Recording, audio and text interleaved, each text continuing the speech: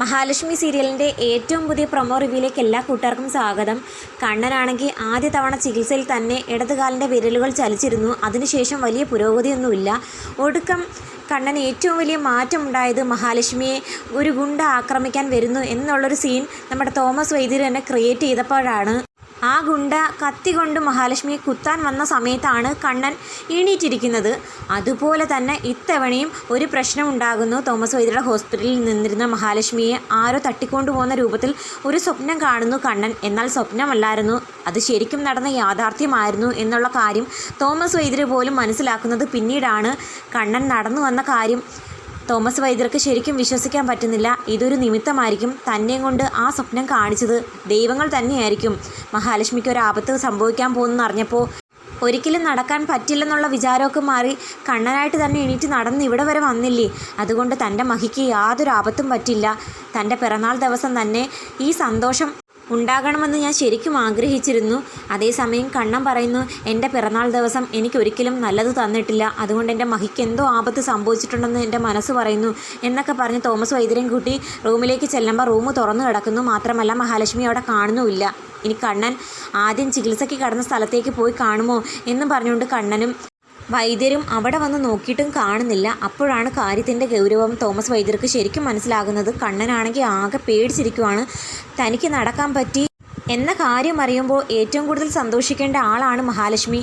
അവൾക്ക് വേണ്ടിയിട്ടാണ് എനിക്ക് നടക്കണമെന്നുള്ളൊരു ആഗ്രഹം പോലും വന്നു തുടങ്ങിയത്. ഒരിക്കലും ഇനി എണീറ്റ് നടക്കാൻ പറ്റില്ലെന്നുള്ള എൻ്റെ ആ ഒരു തോന്നൽ പോലും ഇല്ലാതാക്കിയത് മഹാലക്ഷ്മിയാണെന്നൊക്കെ പറഞ്ഞ് വിഷമിക്കുന്ന കണ്ണനെ തോമസ് വൈദ്യർ സമാധാനിപ്പിക്കുന്നു. എന്നിട്ട് മാർക്കോയെയൊക്കെ വിട്ട് അന്വേഷിക്കുന്നു. അങ്ങനെ തോമസ് വൈദ്യർ മാർക്കോയെ വിളിക്കുന്ന സമയത്ത് മാർക്കോ പറയുന്നു, ഞാനും ലോപ്പസും പല ദിക്കിൽ അന്വേഷിച്ചുകൊണ്ടിരിക്കുക, എൻ്റെ കൂട്ടരും അന്വേഷിക്കുന്നുണ്ട്. ഇന്ന് രാത്രി തന്നെ മഹാലക്ഷ്മിക്ക് യാതൊരു പോറലും കൂടാതെ തിരിച്ചു കൊണ്ടുവന്നിരിക്കും എന്നൊക്കെ വാക്ക് കൊടുത്തു. അങ്ങനെ പോകുന്നു. ഈ വൃശ്ചിക മാസത്തിൽ കണ്ണന് ശബരിമല കയറാൻ ആകണമെന്ന് മനസ്സൊരുക്കി പ്രാർത്ഥിക്കുന്നുണ്ട് നമ്മുടെ മുത്തശ്ശിയാണെങ്കിൽ അയ്യപ്പസ്വാമിയോടും. കണ്ണൻ സ്വപ്നം കണ്ടതു പ്രകാരം മഹാലക്ഷ്മിയെ കുറേ ഗുണ്ടകൾ തട്ടിക്കൊണ്ടുപോയി ഉപദ്രവിക്കാൻ ശ്രമിക്കുന്ന സമയത്ത് പ്രതാപനും മുത്തശ്ശി അങ്ങോട്ടേക്ക് വരുന്നു. ഒരു ദാക്ഷിണ്യം കൂടാതെ മഹാലക്ഷ്മിയുടെ ജീവൻ ഇല്ലാതാക്കാൻ അവർ ശ്രമിക്കുന്നത് കണ്ടിട്ടാണ് കണ്ണൻ ഞെട്ടി എണീക്കുന്നത്. എന്നാൽ അതുപോലെ തന്നെ പ്രതാപനും മുത്തശ്ശിയും അയച്ച ഗുണ്ടകൾ മഹാലക്ഷ്മിയെ തട്ടിക്കൊണ്ടുവന്നൊരു റോഡിൽ കിടത്തുന്നുണ്ട്. എന്നിട്ട് ആ ഗുണ്ടകൾ പരസ്പരം സംസാരിക്കുന്നു. ജീവനോടെ തീ കൊളുത്തി കൊല്ലണമെന്നാണ് പറഞ്ഞിരിക്കുന്നത്.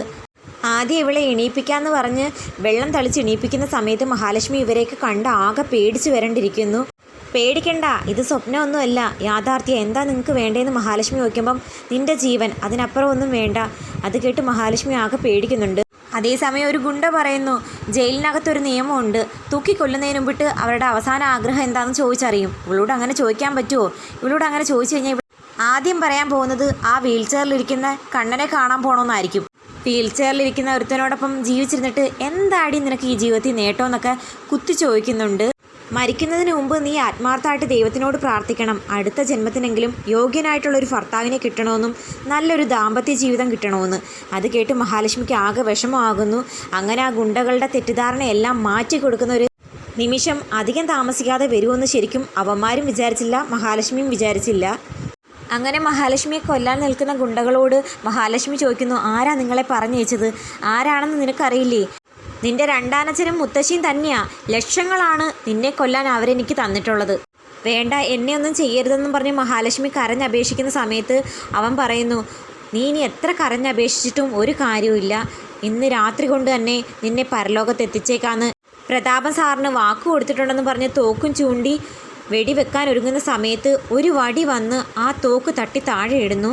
ആരാണെന്ന് അതിശയിച്ച് നോക്കുന്ന മഹാലക്ഷ്മിയും ഗുണ്ടകളും ആകെ ഞെട്ടിപ്പോകുന്നു. അതായത് മന്ദം നമ്മുടെ കണ്ണനും ജയപാലനും തോമസ് വൈദ്യരും അങ്ങോട്ടേക്ക് വരുന്നു. അധികം താമസിക്കാതെ തന്നെ നമ്മുടെ മാർക്കോയും അങ്ങോട്ടേക്ക് എത്തുന്നുണ്ട്. മാർക്കോ നമ്മുടെ ഗുണ്ടകളെ പഞ്ഞിക്കിടുമോ പ്രത്യേകിച്ച് പറയേണ്ട കാര്യമില്ലല്ലോ. കണ്ണനെ കണ്ട് അതിശയിച്ച് നിൽക്കുന്ന മഹാലക്ഷ്മിയോട് തോമസ് വൈദ്യർ പറയുന്നു, ഇത് സ്വപ്നമൊന്നുമല്ല മോളെ, യാഥാർത്ഥ്യ. കണ്ണൻ്റെ പിറന്നാൾ ദിവസം തന്നെ കണ്ണനെ കൊണ്ട് നടത്തിക്കാനാകുമെന്ന് ഞാൻ വാക്ക് പറഞ്ഞില്ലേ. ദൈവത്തിൻ്റെ കൃപയാൽ അത് നടന്നു കഴിഞ്ഞു മോളെ എന്ന് പറയുമ്പം മഹാലക്ഷ്മി ആണെങ്കിൽ സന്തോഷം കൊണ്ട് കരയുന്നുണ്ട്. എന്നിട്ട് തോമസ് വൈദ്യരോട് നന്ദിയും പറയുന്നു.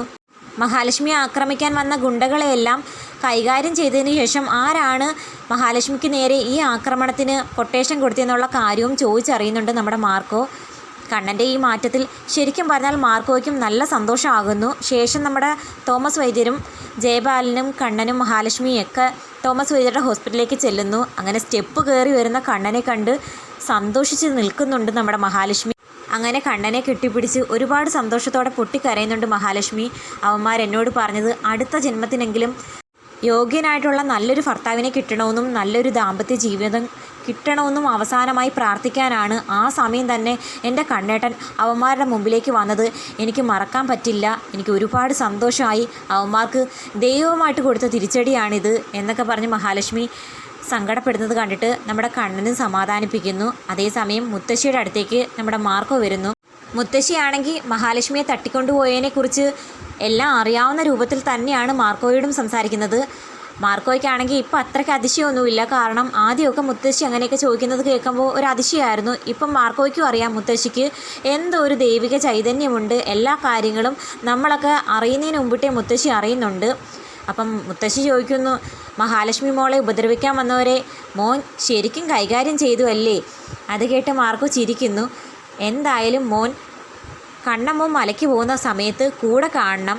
കാരണം ഒരുപാട് പ്രതിസന്ധികൾ ഇനിയും വരാനുണ്ട്. അപ്പം മോൻ വേണം കണ്ണമ്മോനൊരു താങ്ങായിട്ട് കൂടെ നിൽക്കാൻ എന്നൊക്കെ പറയുന്ന ഭാഗത്താണ് നമ്മുടെ പ്രൊമോ അവസാനിക്കുന്നത്.